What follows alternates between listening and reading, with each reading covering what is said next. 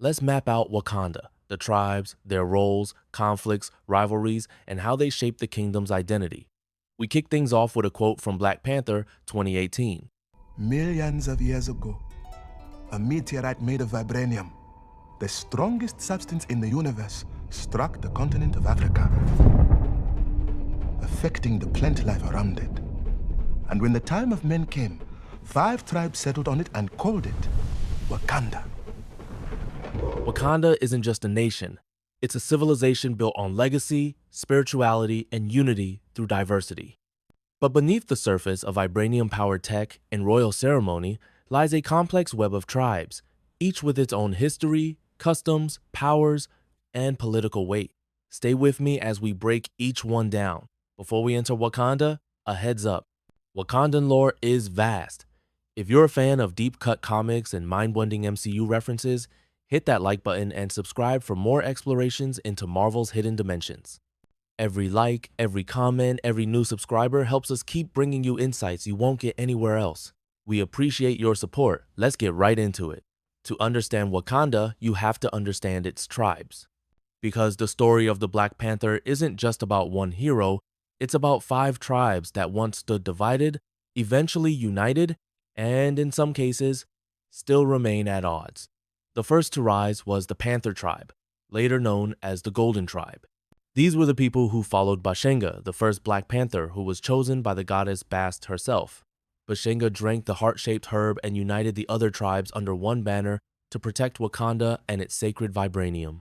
His bloodline would go on to rule Wakanda for generations, passing down the Black Panther mantle through ritual combat, spiritual rites, and royal succession. But not all the tribes fully submitted to Bashenga's unification. Let's begin with the River Tribe. Deeply spiritual and deeply connected to nature, the River Tribe controls Wakanda's waterways and agricultural systems. Their people are known for their ceremonial clothing, green robes, symbolic beads, and the iconic lip plates that reflect both status and cultural pride. The River Tribe often presides over religious rituals, like the coronation ceremony at Warrior Falls. They represent the pulse of life in Wakanda, feeding the nation, blessing its crops, and guarding sacred traditions. While not the most militant tribe, they are among the most respected. Then you have the Mining Tribe. Without them, Wakanda's vibranium would be nothing more than buried potential. This tribe is responsible for extracting, processing, and securing the most precious resource on Earth. Their knowledge of vibranium is unmatched. In the comics and the MCU, the Mining Tribe serves as both an industrial powerhouse and a political influencer. Their loyalty has at times shifted depending on who holds the throne, especially when vibranium trade policies are in dispute. But make no mistake, the Mining Tribe knows that whoever controls vibranium controls the fate of the world. Wakanda's economic engine comes from the Merchant Tribe. Traders, artisans, and entrepreneurs all rolled into one. Their members are responsible for crafting goods, facilitating trade, and managing commerce. One interesting tradition they hold is the wearing of facial veils during public negotiations. This protects their identity and shifts the focus entirely to business. In a nation as secretive as Wakanda, anonymity can be power. The Merchant Tribe thrives not just on material wealth, but on cultural influence. They are the architects of Wakanda's internal economy and the gatekeepers of foreign trade when Wakanda chooses to engage with the outside world at all. Next is the Border Tribe. These are Wakanda's watchmen. They're stationed on the outer edges of the country, appearing at first glance like peaceful farmers or herdsmen. But beneath their humble appearance lies an elite force. Their cloaks are woven with vibranium fibers, making them nearly impervious to attack. They ride armored war rhinos and command units with near-military precision. When Killmonger challenged T'Challa in the 2018 film, it was the Border Tribe led by W'Kabi that backed his claim to the throne. That decision nearly led to civil war. It proves how crucial the Border Tribe's allegiance is in any political shift. They are both shield and sword calm on the surface, deadly when provoked. Then there's the Jabari Tribe, often misunderstood and often underestimated. Sometimes referred to as the Mountain Tribe or the White Gorilla Tribe, the Jabari live in isolation, high above the snowy peaks of Wakanda's mountains. They rejected the worship of Bast, instead choosing to honor Hanuman, the great white ape. Their current leader, M'Baku, is a force of nature. Strong, proud, and fiercely traditional, he challenged T'Challa for the throne in ritual combat and nearly defeated him. While the Jabari initially rejected Wakanda's technological dependence and the rule of the Golden Tribe, they still came to Wakanda's defense during its most critical hour. Their arrival during the battle against Killmonger was a turning point. It reminded Wakanda and audiences that strength and honor don't always come from the capital. Sometimes, the forgotten mountain tribes hold the heart of the nation. So those are the 5 original tribes: River, Mining, Merchant, Border, and Jabari. Each represents an aspect of Wakanda's identity: earth, water, commerce, protection, and spirit. But as Wakanda modernized, 2 more tribal forces gained prominence.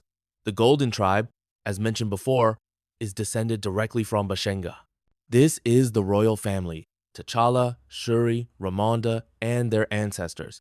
They are not just political rulers, they are spiritual symbols of continuity. Their influence is rooted not in brute power, but in the divine right passed down through generations. Their role as the keeper of Bast's will and the custodian of the heart-shaped herb links them directly to the ancestors through the Jalia, the ancestral plane. The other is the Hatut Zeraze, or as they are more commonly known, the war dogs or dogs of war. Though not considered a tribe in the traditional sense, they operate with tribal secrecy and discipline. Founded as Wakanda's secret police, the Hatut Zeraze serve the crown by any means necessary. Covert ops, intelligence, assassination, nothing is off the table. Originally led by T'Challa's adoptive brother Hunter, in the comics, the War Dogs have expanded in the MCU to include operatives like Nakia. While their loyalty is meant to be to Wakanda first, the War Dogs have occasionally gone rogue or acted independently, which raises questions about their true allegiance. Now, let's talk about how these tribes govern Wakanda collectively. At the national level, a council of tribal elders known as the Taifa Ngao oversees major decisions. This council includes representatives from all major tribes, each bringing their concerns, knowledge, and influence to the table. The Taifa Ngao advises the king, sometimes even acting as a check against the throne's absolute power. In the comics, this council has clashed with monarchs over border policy, tradition versus innovation, and matters of war. During T'Challa's absence or injury, the council often takes temporary control of the kingdom. It's a built-in system of stability and sometimes conflict. What makes Wakanda unique is that despite its monarchy, it operates with an almost parliamentary balance of power. The king must earn the support of the tribes, not just claim it. That's why T'Challa must fight in ritual combat at Warrior Falls, not to prove strength, but to prove worthiness. Each tribe gets a voice in who wears the mantle of Black Panther. The dynamics between tribes aren't always peaceful. During Killmonger's rise, we saw the Border Tribe break from tradition. The Jabari refused to participate in national politics for generations. The Mining Tribe occasionally threatens to withhold vibranium in protest. These rivalries are real, but so is their unity when Wakanda is in danger. Ultimately, the tribes of Wakanda are more than background. They are characters in themselves. Each one brings flavor, function, and political depth to the nation.